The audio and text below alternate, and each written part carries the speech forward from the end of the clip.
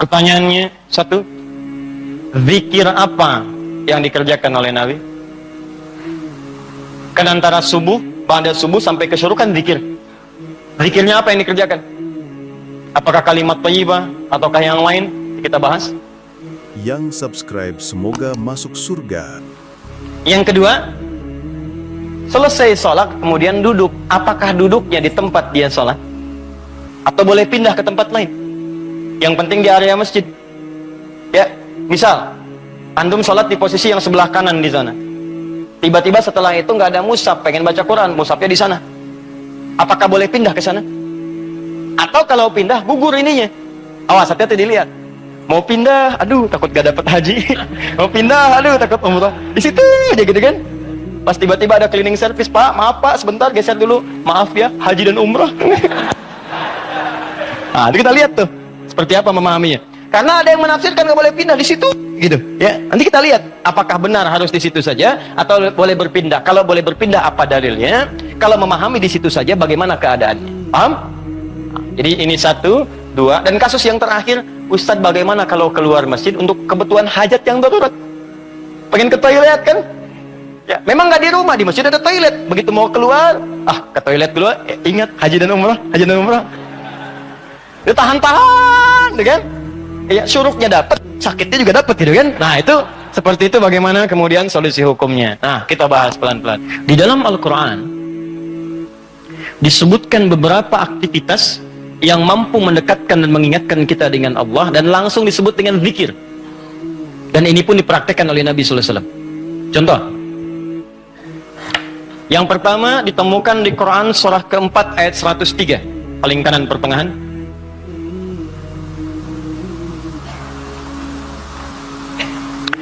فَإِذَا قَضَيْتُمُ الصَّلَاةَ فَاذْكُرُوا اللَّهَ قِيَامًا وَقُعُودًا وَعَلَى جُنُوبِكُمْ.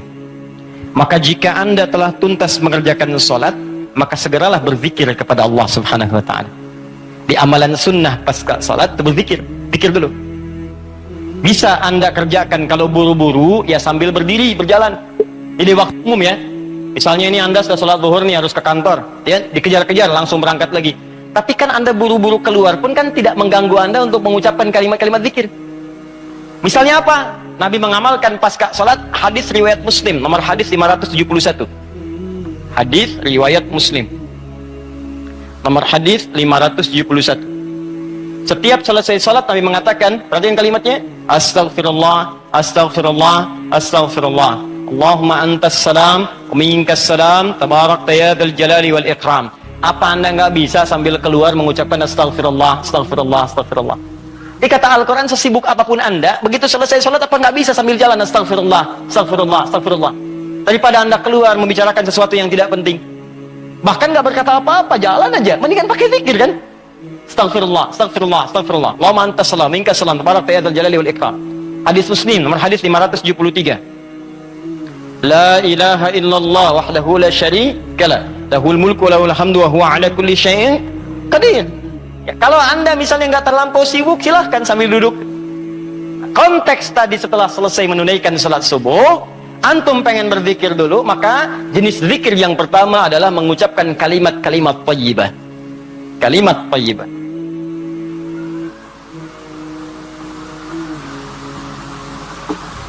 Bisa sifatnya istighfar. Ini dalilnya. Ya. Astaghfirullah, astaghfirullah, astaghfirullah. Ini yang paling singkat. Mau yang agak panjang, Astaghfirullahaladzim, alladzi la ilaha illa huwal hayyul qayyum wa natubu ilaihi. Silakan. Ya, kalau mau yang paling singkat, astaghfirullah, astaghfirullah, astaghfirullah. Sambungkan Allahumma antas salam, minkas salam, tabarakta ya dzal jalali wal ikram. Tambah lagi dengan kalimat-kalimat tauhid. La ilaha illallah wahdahu la syarika mulku wa lahul hamdu wa huwa ala kulli syai'in qadir. Kalau mau ditambahkan yang lebih lengkap ada la ilaha illallah wahdahu la syarika lahul mulku wa lahul hamdu yuhyi wa yumiitu wa huwa ala kulli syai'in qadir. Singkatnya kalimat tauhid. Nah, ini masuk dalam kategori kalimat thayyibah. Ini dalilnya yang ini.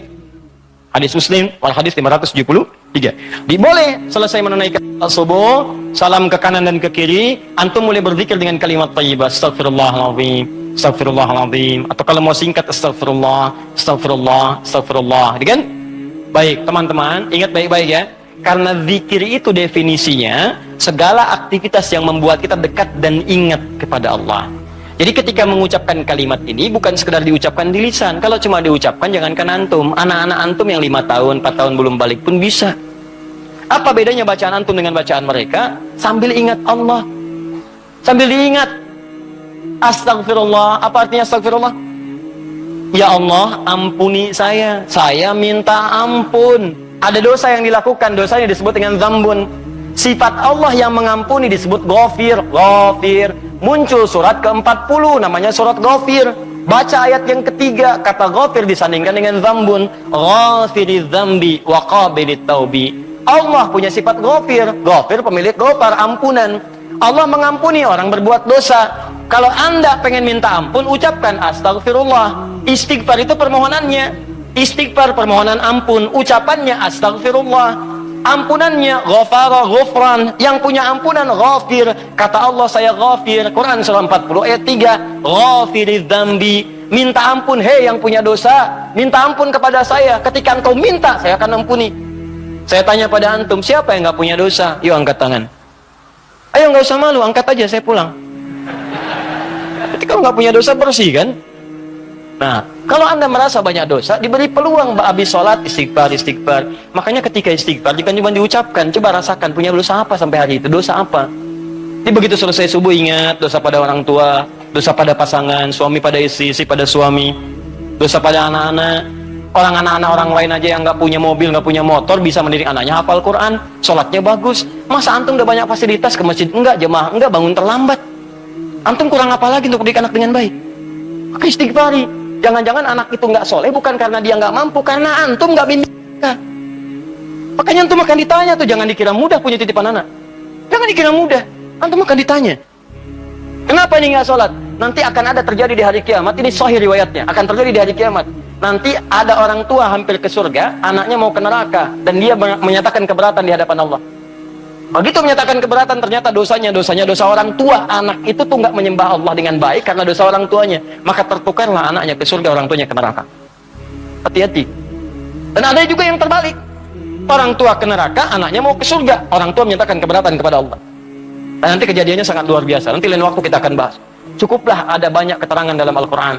Ada yang bapaknya Nabi, Rasul bahkan, punya anak. Ada yang suami, istrinya nggak taat. Ada yang istrinya solihah, suaminya enggak. Seperti Asia dengan Fir'aun. Ada yang suaminya bagus, istrinya enggak. Banyak seperti Lut dengan istrinya. Ada yang bapak, anak dengan istri nggak taat. Seperti Nuh. Itu bukan dongeng, itu kisah disampaikan supaya kita bisa hati-hati. Seakan-akan Allah mengatakan begini, cukup aja orang-orang masa lalu begini, kalian jangan begitu. Saya buka kisah seperti ini supaya keluarga kalian selamat. Makanya istighfarin. Istighfar, sambil istighfar, lumayan tuh. Begitu istighfar, dosa diampuni. Belajar nangis lah, kalau istighfar tuh belajar nangis. Gak bisa nangis, gak bisa nangis, besoknya nangis. Gak bisa nangis juga, tangisi diri Anda yang belum bisa menangis. Bismillah. Ingat, mungkin saat itu diwafatkan oleh Allah. Ingat, bagaimana kalau saat itu wafat, anak Anda belum baik, istri Anda belum baik, dan Anda akan dihisab dalam keadaan sesuatu yang belum sempurna dalam kehidupan. Ya. Kemudian juga zikir bisa jadi juga bacaan Al-Quran. Baca Al-Quran itu masuk kategori zikir. Dalilnya Quran surah ke-15 ayat 9. Al-Quran disebut oleh Allah dengan zikir. Inna nahnu nazzalna dzikra wa inna lahu lahafizun. Sungguh kami turunkan Al-Quran sebagai zikir, kata Allah. Hal yang mampu mendekatkan seseorang dengan Allah. Makanya kalau antum sedang baca Al-Quran, bukankah perasaan Anda merasa lebih dekat dengan Allah? Ya, kalau nggak percaya silahkan. Lebih dekat gitu. Nah, kalau sudah semakin dekat hubungannya dengan Allah, jangankan baca, dibacain aja punya getaran dalam jiwanya. Ya, buka Quran surah ke-8 misalnya, ya, Al-Anfal ayat kedua. Kata Allah, innamal mu'minuna alladzina idza dzukirallah, zikir. Idza dzukirallahu wajilat qulubuhum. Orang-orang yang imannya bagus itu baru dengar nama Allah disebut, ada getaran dalam jiwanya. Makanya kalau pengen ngecek iman, sedang dekat tidak dengan Allah, gampang. Setiap hari Allah perdengarkan namanya 5 kali dalam sehari. Ketika namanya disebutkan itu, antum ada nggak getaran dalam jiwanya? 5 kali dalam sehari. Subuh, zuhur, asar, maghrib, isya. Allahu Akbar, Allahu Akbar. Bukankah nama Allah? 5 Dikala antum sedang dengar suara adzan, itu nama Allah diperdengarkan. Ada getaran nggak di hatinya? Ya, yang imannya hebat itu belum diperdengarkan, dia udah siap-siap. Sebenarnya adzan duhurnya itu jam 12:08. Kok bisa jam 11 udah siap-siap? Padang mandi dulu, wudu dengan sempurna, berangkat ke masjid. Itu tanda aja imannya luar biasa. Ada orang yang saat dipanggil baru ingat, Allahu Akbar, Allahu Akbar. Ya Allah, sudah masuk zuhur, siap-siap. Imannya standar. Standar. Itu yang biasa. Begitu dipanggil, ingat. Ada orang yang sama, Allahu Akbar, Allahu Akbar. Ya Allah, sudah adzan, baru adzan, belum qomat. Itu iman bermasalah. Imannya lemah bermasalah. Karena itu, hubungan yang dekat dengan Allah, langsung ingat Allah disebut dengan zikir. Karena itu kata Allah, saya turun Al-Quran. Di antara fungsinya untuk zikir. Jadi kalau anda ba'da salat subuh misalnya, sudah astagfirullah, astagfirullah, astagfirullah, istighfar, syuruk belum muncul. Mushaf. Ya, baca. Saya pengennya istighfar aja Ustaz, astagfirullah, syuruknya belum tiba juga, astagfirullah, belum syuruk juga, ada astagfirullah. Ya. Iya.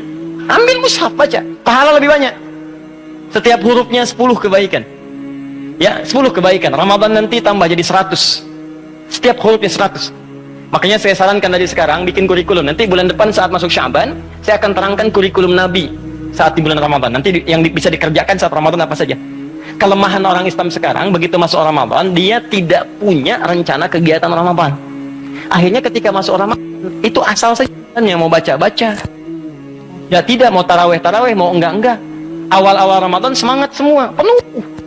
Lihat pertengahan kemajuan, maju sapnya, maju, hilang. Teruskan.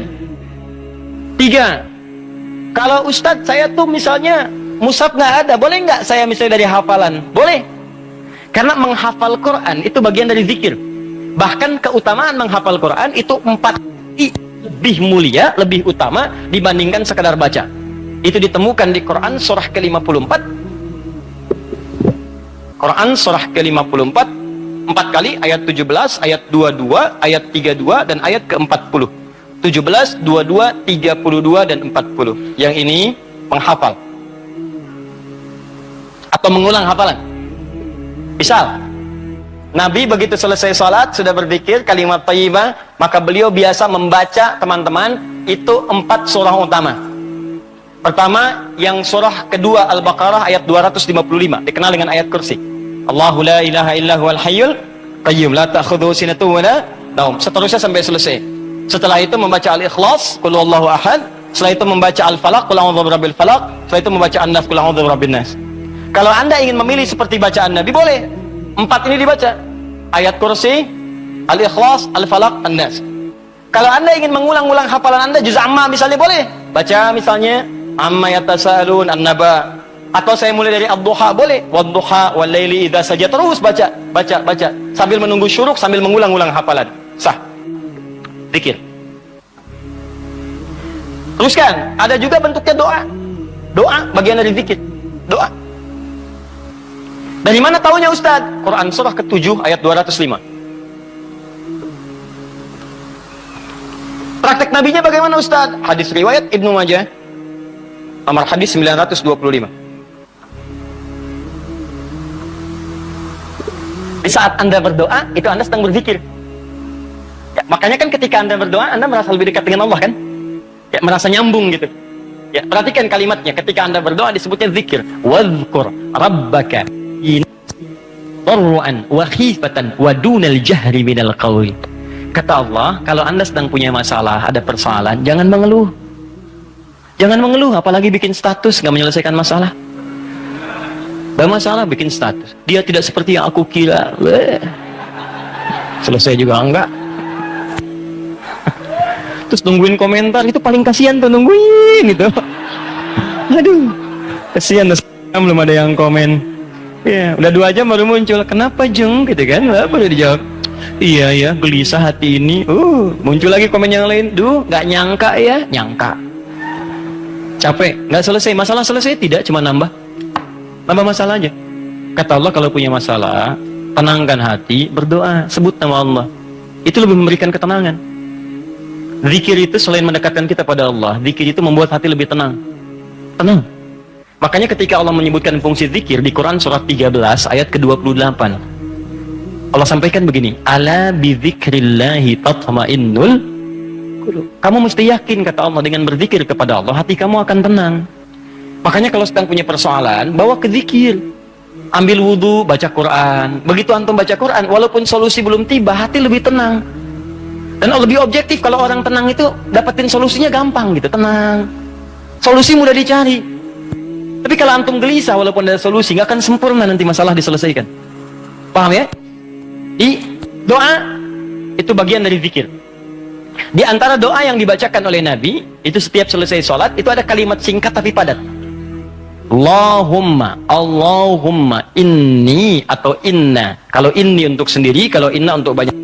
Allahumma inni as'aluka ilman nafi'a wa rizqan thayyiba wa amalan mutaqabbala. Ya Allah, hamba mohon kepadamu, anugerahkan hamba pengetahuan yang bermanfaat. Pengetahuan yang bermanfaat itu pengetahuan yang bisa meningkatkan wawasan dan menguatkan iman. Itu rumusnya di Quran surah 58 ayat ke-11. Jadi kalau teman-teman ngaji dengan siapapun, ustadz manapun, di tempat manapun, ukurannya dua. Wawasannya bertambah enggak? Awas hati-hati, kalau ngaji tapi wawasan nggak bertambah, itu ada sesuatu yang salah di pengajian nih. Ngaji cuman ketawa aja gitu kan, ya, tapi nggak jelas dapatnya apa. Yang paling aneh ngaji, yang dicari-cari jin, ya kan, atau apa, itu paling aneh itu. Apa yang didapatkan? Terus nambah hari ini sholat, ngaji ke pengajian sholat, dapat tambahan wawasan. Oh begini cara takbir yang baik, bisa sejajar dengan bahu, bisa sejajar dengan daun telinga, ya kakinya terbuka selebar bahu, badannya tegap. Jadi begitu antum praktekan, punya tambahan wawasan, kepake dalam ibadah. Oh begini cara sujud yang sempurna, ajari. Itulah yang disebut dengan teman-teman iman yang baik, ilmu yang baik. Yang kedua, imannya meningkat, lebih dekat dengan Allah. Jadi kalau antum ngaji dimanapun, diantara cirinya wawasannya luas, tapi keimanan pun bertambah. Karena ada orang yang belajar Islam Pak, cuman keimanannya makin berkurang. Itu yang paling aneh tuh orang-orang liberal. Belajar Islam ke Eropa, belajar Islam ke Amerika, pulang-pulang konslet. Betul ya, semua agama sama, menuju Tuhan yang sama, cuman caranya beda-beda. Ente ini aneh, belajar Islam pada orang yang bukan Islam. Belajar sholat pada orang yang tidak sholat, ya bagaimana bisa mendapatkan nilai-nilai sholat dalam kehidupan? Makanya pulang-pulang pada aneh. Hargailah hak LGBT. Banyak akhirnya, jadi penyakit akhirnya gitu kan. Nah, dan